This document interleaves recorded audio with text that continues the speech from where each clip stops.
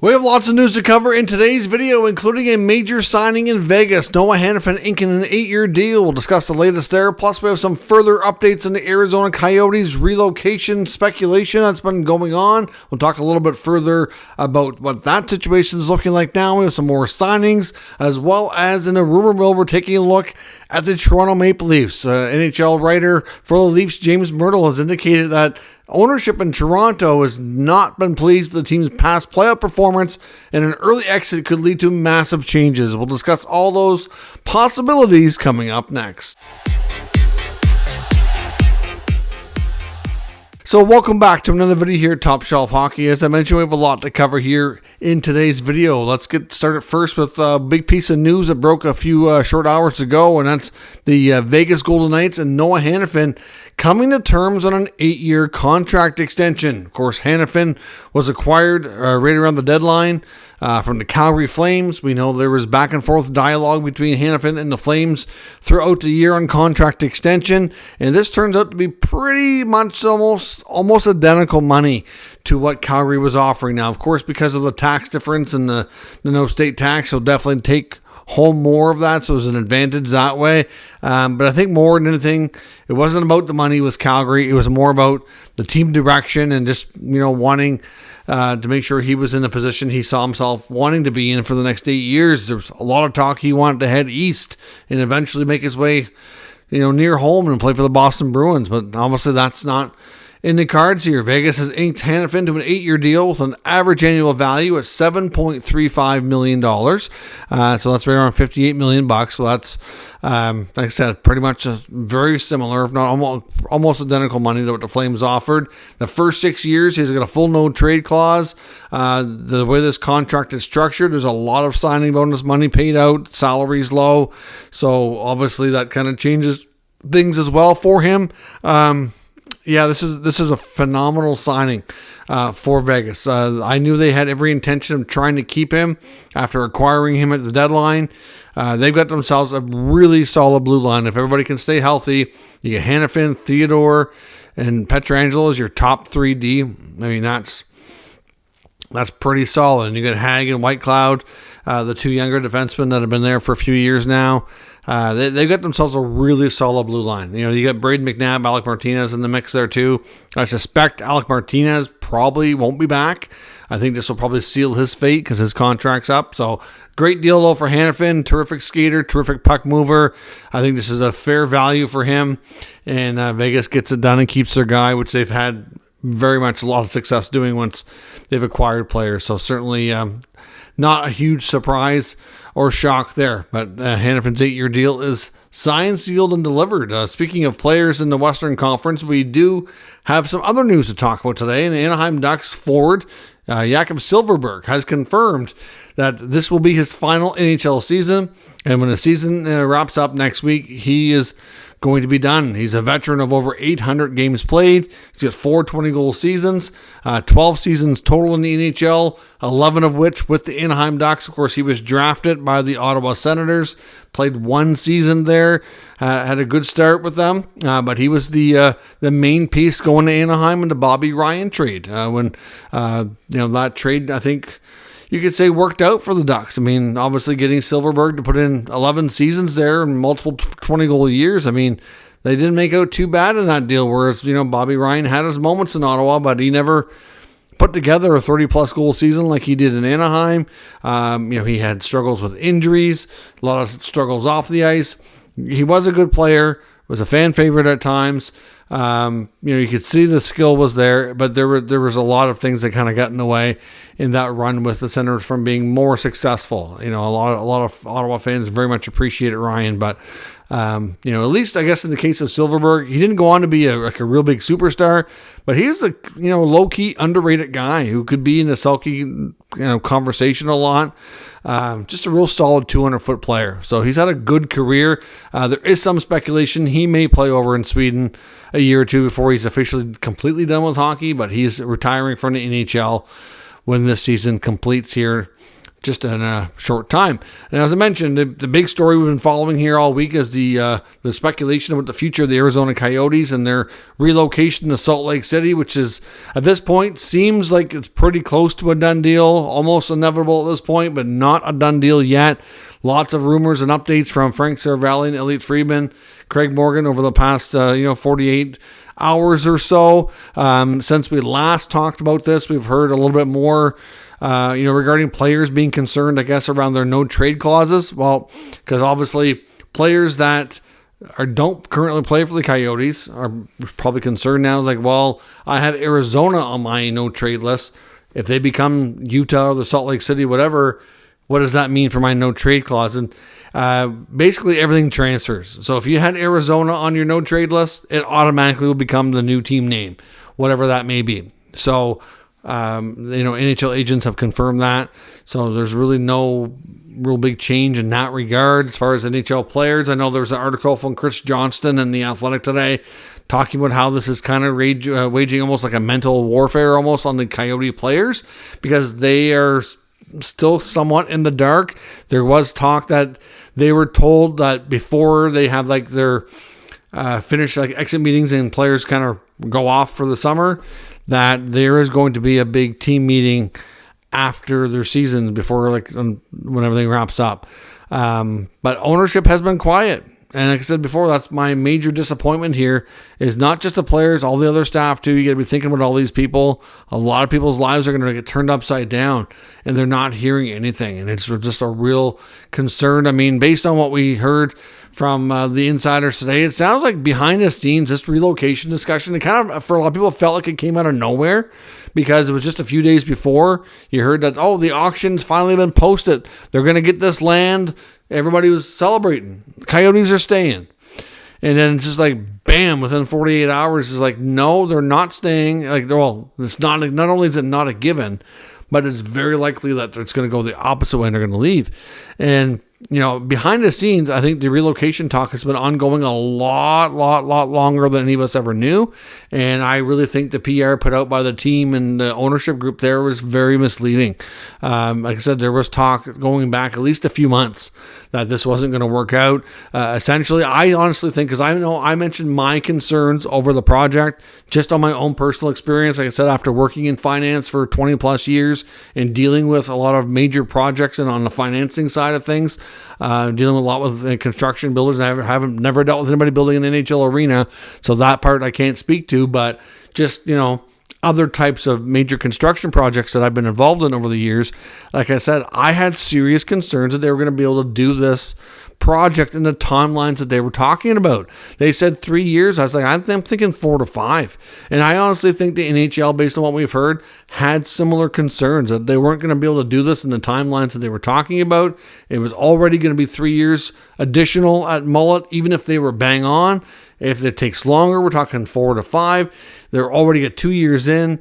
It's just too much, and there's too much pressure from all the other invested parties here, from the Board of Governors and from the NHLPA. That they just couldn't continue a status quo.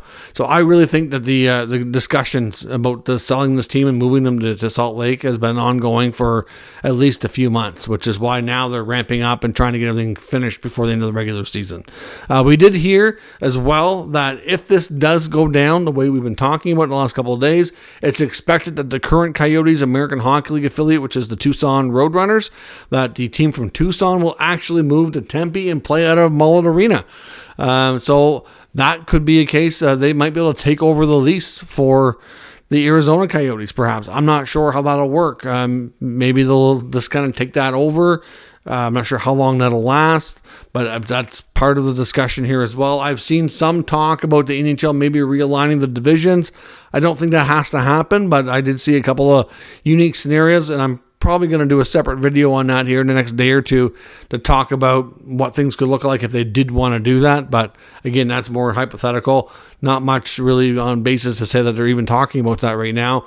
The other thing, when it comes to NHL expansion, there was prospective ownership in Houston, and we've confirmed now too that there's more than one group in Houston that's interested in bringing a team there. But Tillman Fertitta, of course, we've heard lots about him. He was quoted in the Houston Chronicle interview asking about bringing an NHL team to Houston, and he did say he's working on it.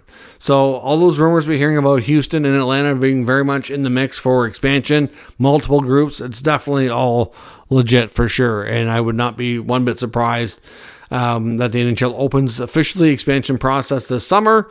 Those cities have multiple groups submitting bids, and I'm not sure how the timeline would be on selecting who's going to get what, but that would be what I would think. I think long term, I can see the NHL maybe going to 36 teams. It might go from 32 to 34 and then to 36. I mean, if you think Atlanta and Houston, if they're the next two, that's one in the East, one in the West. The only other Eastern location that's really been on the radar at all really has been Quebec City. I'd really like to see that get done. They have the arena. The cost, though, is going to be an issue, I think. I know Bettman has concern over the market. I know from a business perspective, from a fan perspective, I don't think there's any concern.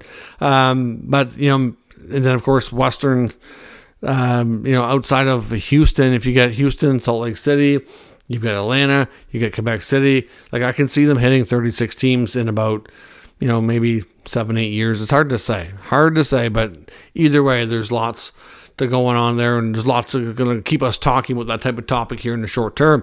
On to some other news. The Anaheim Ducks today signed a prospect out of college. That's Sam Colangelo. He gets a 2-year entry-level contract. He's played the past 4 years at Western Michigan University. He's a 6'2", 210-pound forward, 22 years old, was a second-round pick back in 2020. So he's completed his collegiate career and is now officially signed here with the Ducks. Some other roster moves tonight. I know the game's already underway, but in Toronto, Joel Edmondson was supposed to be in the lineup. Jake McCabe was going to be getting a rest tonight. In Chicago, they've recalled defenseman Ethan Del Maestro. Edmonton, is possible that Connor McDavid might miss a second straight game. He's still listed as day-to-day. No guarantee he plays tomorrow. Some big games tonight that'll help determine playoff spots as well. Pittsburgh and Detroit are in action. The Islanders are playing Montreal. The Flyers are in action. The Capitals are playing Buffalo. So all those teams to determine that last spot in the East, all kind of up for grabs, getting a chance to get points. Tonight we know Pittsburgh and Detroit are playing each other, so somebody's walking away with 2 points, and I'm not really sure, though, that picture is going to be totally clear after tonight, but it could become a little bit more clear here in the next little bit. The Islanders could kind of, they wouldn't clinch, but they would kind of make themselves a lot more safe if they can win tonight. I think they're playing Montreal, so that would be helpful. Like I said, Pittsburgh, Detroit are still going to be close. I'm sure the last thing the Capitals or Islanders, Flyers want to see is that game go to overtime, because then there'd be a 3-point game. So we'll see. Lots of great action going on this evening for the playoff spots. And as I mentioned, the Toronto Maple Leafs. I want to take a look at comments from James Myrtle. Of course, we know James Myrtle, athletic writer for the Toronto Maple Leafs, has an athletic podcast called Leaf Report. Made some interesting comments, which is not totally shocking here. But with the recent changes we've seen to Toronto ownership, like the MLSE has a new president, as we talked about. We know Brendan Shanahan's down to the final years of his contract. I think he's got one more after this one. Also, after next year, there's the ownership, because the ownership there is Bell, Rogers, and Larry Tannenbaum, with Bell and Rogers owning 3/4. Tannenbaum he did own 25%. He sold off a 5% stake to another party, but they have the option of buying him out after next year. So it could be just Bell and Rogers. And Larry Tannenbaum has been pretty instrumental with leading, the MLSE as president, chairman, whatever you want to call him, and been more of the relationship mender with the Leafs and Shanahan and, the GM, etc. Now they got Keith Pelly in there. Of course, he's been quite familiar and, worked in those ranks before, worked in TV with TSN Sports and a lot of different jobs over the years, but we don't really know what his vision for the team is going to be just yet. You got a first-year GM in Brad Treliving, and according to Myrtle, ownership is really pissed about their past playoff performances, and if they have another early exit, he says they're going to be out for blood and they're going to want significant change. So what would significant change entail? Well, I think it's fair to say if we get an early exit, I think Sheldon Keefe is as good as gone. If you look at the average shelf life of an NHL coach, unfortunately, his expiration date is getting close unless they keep winning and winning enough to keep the pressure off from the bosses. And I'm not sure that that's really the case. I mean, unless they go deep, they have to make progress on last year. I really think they have to win at least one round, if not 2 to 3, for him to come back. They at the very least, if they make, because last year the second round exit to the Panthers was ugly. If they at least make the second round and have a better showing and push it 6-7 games, okay, I can see maybe the changes aren't as drastic. Maybe Keith comes back, maybe. But at the end of the day, early exit, that's an easy one. But then you start looking around, well, what else could they do? Well, you've got big decisions to make on the UFA front. You've got, obviously, I almost called him Ty, Max Domi and Tyler Bertuzzi. Both came in on 1-year deals. Started slow. They were not looking like good moves early on, but they found their roles, they found their play, and they're doing much, much better now. I think there's probably going to be a desire to keep both players, at least to some degree. So, could they turn their back and not bring them back? Well, that's possible. That could be a big change. You get Ilya Samsonov between the pipes. He's had his ups and downs, but for the most part, I think, especially since he had his break and kind of went through time away from the team there and had a little stint in the minors with practicing and working with the goalie coach and everything he went through, he's been a lot better. Now, has he been perfect? No, but for the most part, he's been pretty solid. But if we get to the playoffs and, he craps the bed again and is not good, that's going to probably lead to him not coming back. It's just that simple. I mean, they have flexibility between the pipes. Wall will be there next year. Whether or not Samsonov or Jones is a completely another story. Of course, you got a pending contract extension, which is going to be top of the priority list for Mitch Marner. Could they opt to trade Mitch Marner? I've talked about this before.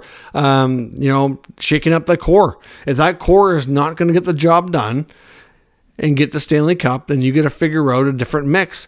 Now, I think they need to be very, very careful with that. As I said before, you don't want to take a Marner trade lightly. Like, he's very important to that team. Not only is he a terrific offensive player, but he's one of their top penalty killers, dangerous, shorthanded, plays in all situations. Like, he's a little bit more reliable defensively than some of the other top guys. You've only got John Tavares for one more year, so you try to tough that out. You can't really do anything about that, like I said, unless are you going to talk to Tavares and try to move him? He's not going to agree to it. So you're limited. But can you win a Marner trade? I really think they need a stud number one defenseman. I love Morgan Rielly as a defenseman. I think he does a great job back there. I think he'd be a lot better if he was the number 2 guy. If he's your number 1, okay, he's good, but I think he's a better 2. If he had a top pair D to play with him that was arguably better than him, would be a lot stronger blue line. Some of the other moves they make, when we're looking at guys like Benoit, Labushkin, McCabe, they've got some grit back there. They don't need to completely revamp that blue line, but you want to question, guys like Brody and Giordano probably not coming back. Those are guys that could be, victim to changes. Maybe they don't come back anyway, regardless, because of their aging situation. Either way, we're talking about big changes. As far as trades go, I think Marner would be your main one. And then, of course, like I said, you have lots of free agents that may not come back. And then you've got the coach. It really could lead to a lot. I mean, at the end of the day, the Leafs have been playing very well here down the stretch. They are going to have a very tough first-round matchup, though. The way these playoffs are structured, they're going to get Florida or Boston. At this rate, it looks like more like Florida. And the way Florida played in the playoffs last year, I think they're going to be really tough to beat. I can't say for sure that the Leafs won't beat them, but it's not going to be easy. Florida is going to come in and try to beat the snot out of them. And they do have a little bit more grit and a little more snarl than they've had before, so they should have a little easier time responding to that. But is it enough? Are they going to get out-goalied by Bobrovsky again? Florida's very deep and talented offensively as well. It's not going to be an easy matchup. And if they go out early, I do agree with Muriel that there will be significant changes. Would they remove Shanahan a year out and go with a whole new regime? Or would they just change the coach? Is it really going to be worth going through a bunch more changes when you've got, Shanahan for 1 year left, the Shanahan plan?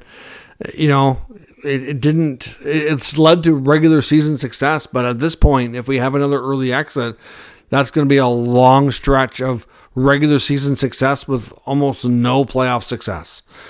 something's got to give. It's just that simple. So let me know what you think of the remarks from Muriel. What changes and how significant do you think they'd be if the Leafs do fail to have playoff success this year and have another early exit at the hands of the Panthers or whoever they play in the first round or so? Let me know your thoughts on that and all the other news today down in the comments. We'll discuss further. If you're new to the channel, make sure you subscribe and stick around. We'll keep you up to date with the latest news, rumors, and analysis on all 32 NHL teams. Thanks for watching, and I'll catch you next time.